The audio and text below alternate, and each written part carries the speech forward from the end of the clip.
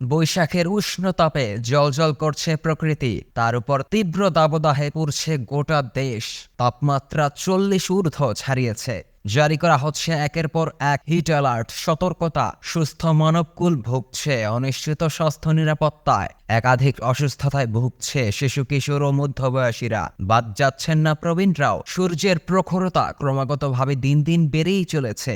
এতে অস্বস্তিতে ছাত্রছাত্রী থেকে শুরু করে কর্মজীবী, শ্রমিক, কৃষক ও দিনমজুর থেকে সাধারণ মানুষ। কেন প্রকৃতিতে নেমে এলো এমন ধ্বংসযজ্ঞ লীলা খেলা? ফসলে সেচ নেই, সেচের জন্য নেই পর্যাপ্ত জল ব্যবস্থা।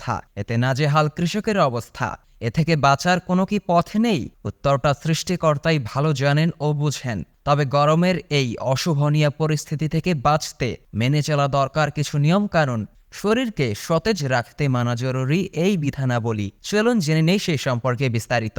প্রয়োজন ব্যতীত তীব্র রোদে বের হওয়া যাবে না ঘরের বাহিরে। যদি একান্ত প্রয়োজন হয় সেক্ষেত্রে ছায়াযুক্ত স্থান বেছে নিতে হবে। অতিরিক্ত ভিড় এড়িয়ে চলা ভালো হবে। সুস্থ থাকতে হলে পরিমিত পরিমাণে পানি ও পুষ্টিকর খাবারের বিকল্প নেই। সেজন্য প্রতিদিন অল্প অল্প করে হলেও 3 লিটার পানি পান করার কথা বলছেন বিশেষজ্ঞরা। পক্ষান্তরে অতিরিক্ত কোমল পানি পরিহার করারও পরামর্শ দেওয়া হচ্ছে।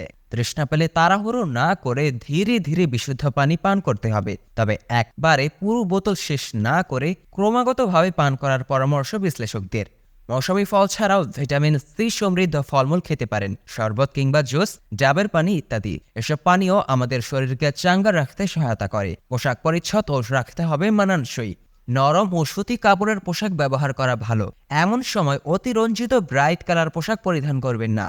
অসহনীয় গরমে স্বাস্থ্যজনিত সমস্যায় পড়তে হচ্ছে কম বেশি সকলকেই। জ্বর, সর্দি, কাশি, ডায়রিয়া এবং আমাশয় ও কোষ্ঠকাঠিন্যের মতো সমস্যা। সেক্ষেত্রে ডাক্তারের পরামর্শ মেনে চিকিৎসা নিতে হবে সঠিক সময়। তাছাড়া শরীরে পানি ঘাটতি দেখা দিলে প্রয়োজন অনুযায়ী স্যালাইন খেতে পারেন, যদিও সেটাও চিকিৎসকের পরামর্শ মেনেই খেতে হবে। দেশ বিদেশের বৈশ্বিক তাপমাত্রা ও জলবায়ু পরিবর্তনজনিত সচেতনতামূলক ভিডিও নিয়মিত পেতে স্কিলফির সাথেই থাকুন। আর অবশ্যই সবার আগে আমাদের সব ভিডিও দেখতে স্কিলফি চ্যানেলটি এখনই সাবস্ক্রাইব করুন এবং পাশে থাকা বেল আইকনটিতে ক্লিক করতে ভুলবেন না। আর কমেন্ট করে আপনার মতামত জানান এবং ভিডিওটি ভালো লাগলে শেয়ার করে দিন।